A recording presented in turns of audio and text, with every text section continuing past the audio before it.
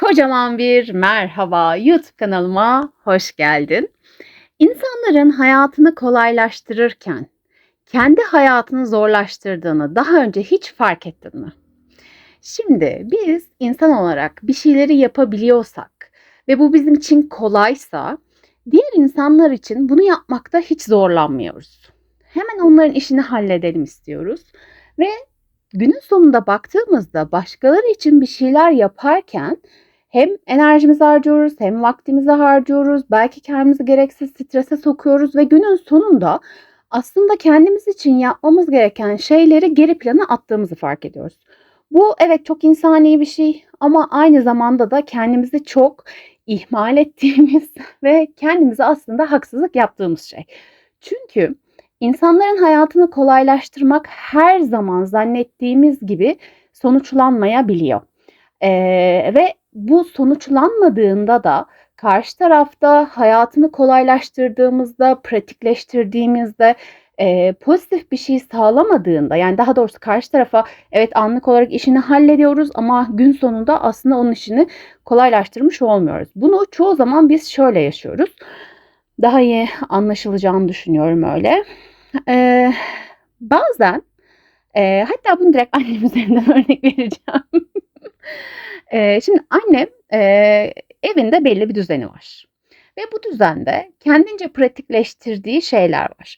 Yani örnek veriyorum, işte, bir sebzeyi yıkayacaksa, şimdi annemin evinde de daha önce beni takip ettiyseniz biliyorsunuzdur, birçok mutfak var, yaşadıkları evde ve o genellikle su ziyan olmasın, nasılsa bitki yıkanıyor diye bahçeye giden bir lavaboda suyu yıkamayı bitkileri yıkamayı tercih ediyor ve bu yıkama esnasında da lavaboda insanlar ellerini de yıkıyor diye, lavabonun içine bir tane, eski bir yoğurt kabını ters çevirip koyuyor.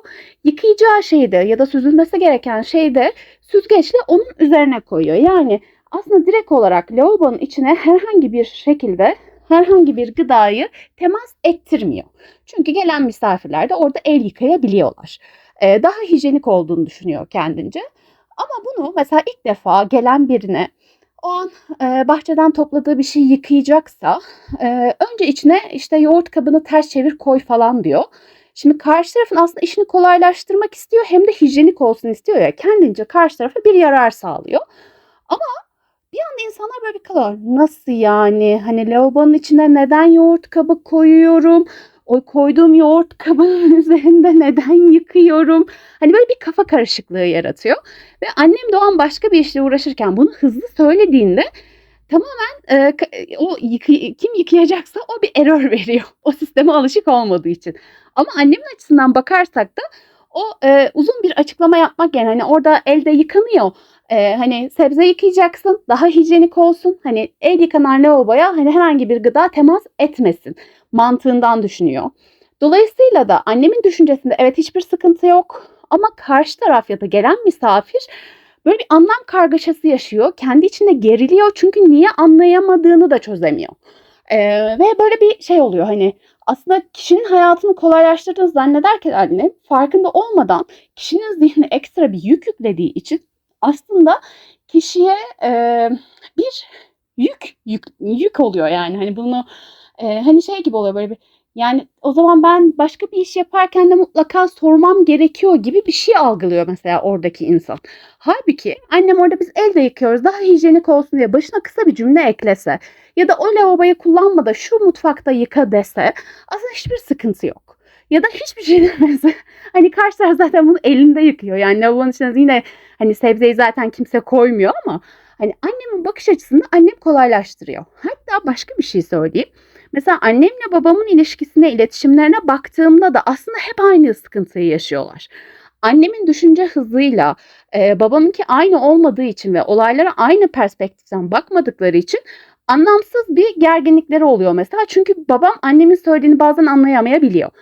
Hani, sürekli bir arada yaşamalarına rağmen anlayamayabiliyor. Özellikle hayatınızda sorun yaşadığınız ya da sürekli gerginlik hissettiğiniz, bir şekilde tartıştığınız ya da kızdığınız birileri varsa bir durup bu açıdan bakın.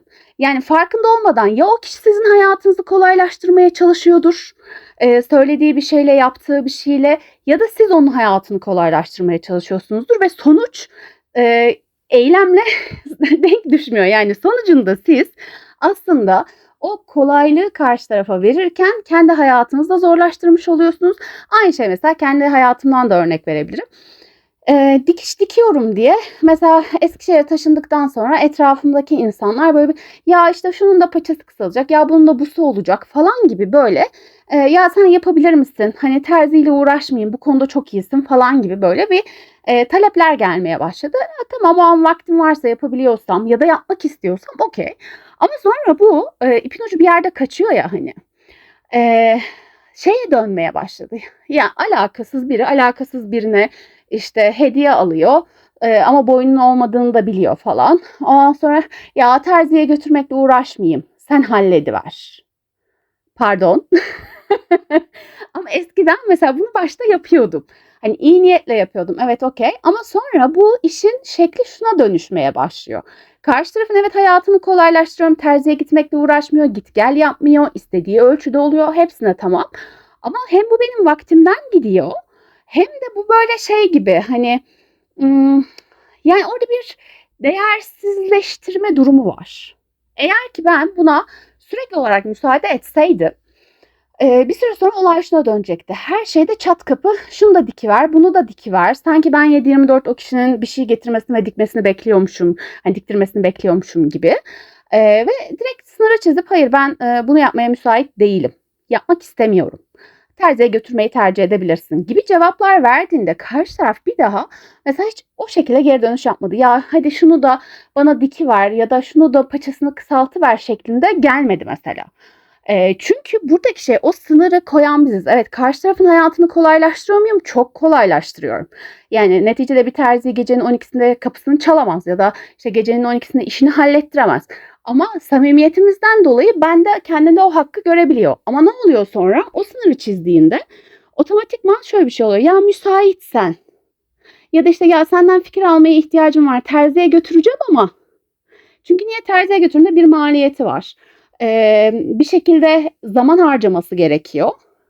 Tamam, yani bunu yapabilirsin. Bunu zaten ben Eskişehir'de yaşamasaydım, burada olmasaydım, dikiş dikmiyor olsaydım da yapacaktın. Yani ben hayatında yokken de sen bunu her şekilde hallediyor olacaktın. Demek ki yine yapabilirsin.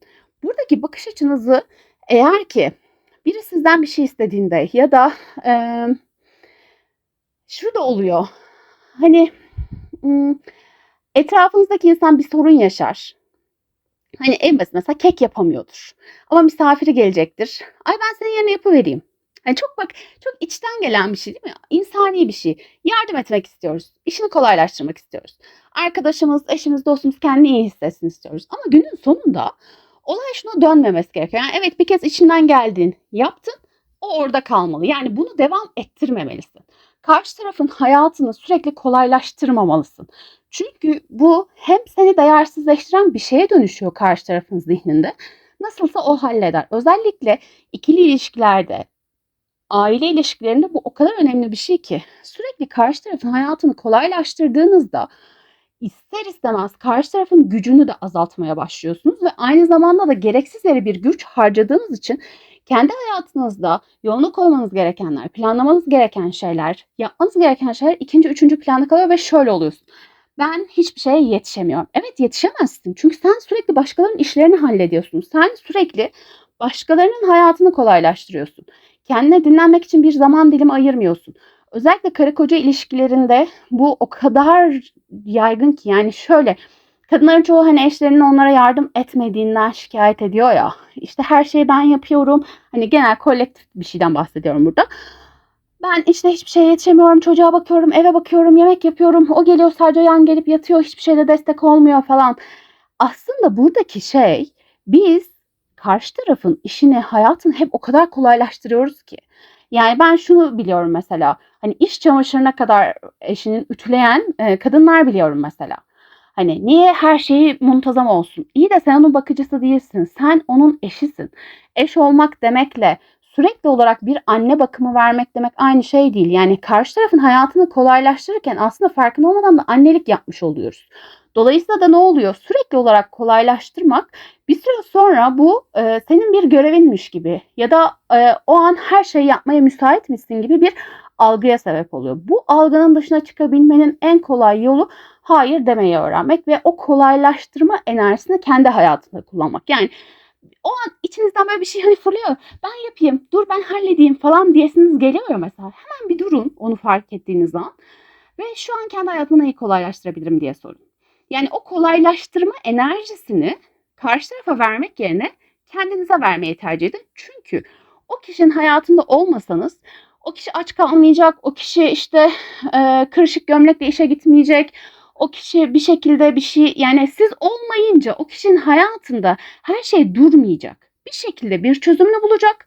Ya ütü yapmayı öğrenecek, ya yemek yapmayı öğrenecek ya da bunun için birileriyle anlaşacak, para verecek. Yani bir şekilde işini hallettirecek ya da halletmeyi öğrenecek. Dolayısıyla da buradan baktığınızda şöyle bir şey oluyor. Evet ya ben o kişinin hayatında olmasam da neticede o hayatına devam edecek. O zaman bu kadar çaba sarf etmenizin, bu kadar kendinden vermenin bir anlamı kalıyor mu? Kalmıyor. Demek ki önceliği burada kendimize vermemiz gerekiyor. Yani o kolaylaştırma enerjisini kendinde çalıştırdığında hem hayatın inanılmaz derecede boş zamanların olduğunu görüyorsun. Yani evet ya benim ne kadar boş zamanım varmış diyorsun. Hem de diğer bir taraftan o kolaylık senin hayatına sürekli adapte olduğu için her şeyini gerçekten kolaylıkla hallediyorsun. Sorun olarak gördüğün, yük olarak gördüğün her şey bir anda ortadan kalkıyor. O yüzden özellikle aile ilişkilerinizde bir durup bir bakın. Kimin hayatını kolaylaştırıyorsunuz ya da kimin hayatını neyi ne kadar kolaylaştırıyorsunuz? Özellikle mesela belli bir yaş üzeri anne ve babanız varsa ya da kardeşlerinizle ilgili sürekli onların hayatında kolaylık sağlıyorsanız yani şey gibi anneniz markete gidip alışveriş yapacak dur ben götüreyim dur senin yerine ben yapayım dur internetten sipariş vereyim sen yorulma kavramı bir süre sonra o kişinin aşırı derecede hastalanmasına sebep olabiliyor mesela ki her insanın hayatında yapması gereken yani bir şeylerle uğraşmak aslında her insana iyi geliyor.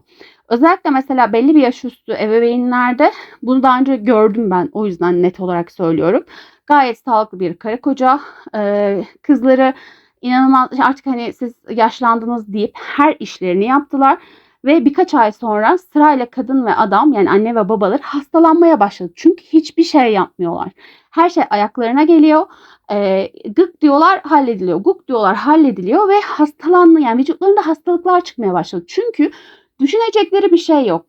Bu sefer bir şeyleri dert etmeye başlıyor. Yani ben bir markete gideyim ya da evde peynir bitti deyip bu günlük hayatın içerisinde bile o yapılan ufak tefek şeyler bir markete gidiyor olması, ekmek almaya gidiyor olması ya da işte evinde temizlik yapıyor olması aslında o kişinin daha canlı ve daha dinç kalmasına sebep oluyor ve kendini daha iyi hissetmesine sebep oluyor. Ama biz ne yapıyoruz? Ay o yorulmasın, ay o kırılmasın, ay o hep mutlu olsun deyip aslında insanların hayatlarında yapabilecekleri şeyleri o yapabiliyorum enerjisini aslında ellerinden almış oluyoruz ve gün sonunda bu doğal olarak bize negatif bir dönüş sağlıyor. Çünkü bu sefer ne oluyor? Evet hayatlarını kolaylaştırdıkları anne ve babalarının bu sefer hastalıklarıyla uğraşmak zorunda kaldılar mesela o çocuklar. Bu sefer daha fazla yıprandılar. Daha fazla enerji harcamaları gerekti. İşte gidip hastanede kalmaları gerekti. Ne oldu? Başta o sınırı güzel koysalardı, onların alanlarına saygı duysalardı, anne ve baba sadece destek istediklerine destek olsalardı hiçbir sıkıntı olmayacaktı. Onlar da anne baba da gayet kendilerini işe yarar hissedecekti. Çocuklar da hayatlarına devam ediyor olacaklardı. Yani buradaki şey karşı tarafın ben işe yarıyorum, ben yapabiliyorum enerjisini ellerinden almamak gerekiyor. Çünkü günün sonunda o aldığımız enerji bize negatif olarak dönüyor. Sadece kendi hayatınızı kolaylaştırmanız dileğiyle hepinizi öpüyorum. Kanalıma abone olmayı ve lütfen yorum yapmayı unutmayın. Sizi çok seviyorum. Hoşça kalın.